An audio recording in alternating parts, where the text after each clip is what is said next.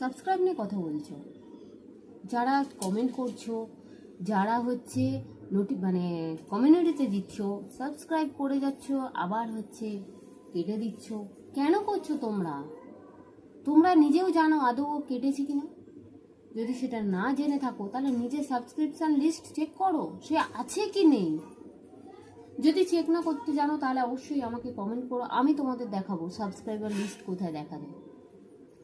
কিন্তু কাউকে বিব্রত করো না, কারণ আমি মনে করি সে যদি আমাকে সাব করে তাহলে আমারও দায়িত্ব তাকে করার, ঠিক আছে? এটা যেমন ঠিক, কারণ সেও ভিডিওর জন্যই করছে, আমিও ভিডিওর জন্য করছি, তাহলে দুজনেরই দায়িত্ব থাকে যে দুজনকে সঙ্গে রাখা। ভিডিও তুমি দেখছো না বা সে তোমার ভিডিও দেখছে না, এটা তো ভুল। বা এটাও হতে পারে তোমার সাবস্ক্রিপশন লিস্টে তুমি যে এতজনকে সাব করে রেখেছো, কজনের ভিডিও দেখছো? সবার ভিডিও যদি না দেখো, সে কেন দেখবে তোমার ভিডিও?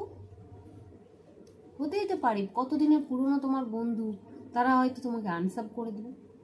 এই জন্যই করলো যে তুমি তাদের ভিডিও দেখো না, আগে সেটা ক্লিয়ার করো, তারপরে এত কথা বলবে।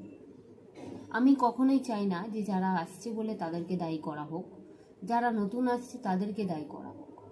যদি সত্যিই সে ইউটিউবে আসতে ভালোবাসে, যদি সত্যিই সে ইউটিউবে ভিডিও বানাতে ভালোবাসে, তাহলে নিশ্চয়ই সে সঙ্গে থাকবে, সে কখনোই ছেড়ে যাবে না, আমার যেটা ধারণা।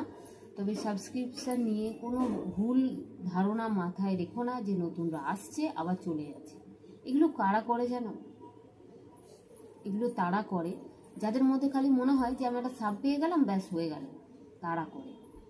কিন্তু তারা এটুকুও জানে না যে ওইটুকুতে খানিতে কিচ্ছু হয় না। সাবস্ক্রিপশন যদি পাওয়ার ইচ্ছা থাকে তাহলে সেটা শর্টস ভিডিও করেও পাওয়া যায়। কিন্তু যদি তুমি ভিডিও দিয়ে থাকো তাহলে তোমাকে ভিডিও সবার সাথে থাকতে হবে, তোমাকে ভিডিও দেখতে হবে। একে অন্যের ধরতে গেলে পুরনোদেরও সঙ্গ দিতে হবে। অনেক পুরনো বন্ধু আছে, তারা কিন্তু এখন ইউটিউব করে না, তাদের সাবগুলোও তো কাটা যেতে পারে। শুধু নতুনদেরই কেন সন্দেহ হবে? পুরনোরও তো সাব কাটা যেতেই পারে, কারণ তারা ভিডিও করছে না, তারা ইউটিউব বন্ধ করে দিয়েছে, তাদের সাবগুলো কি হবে?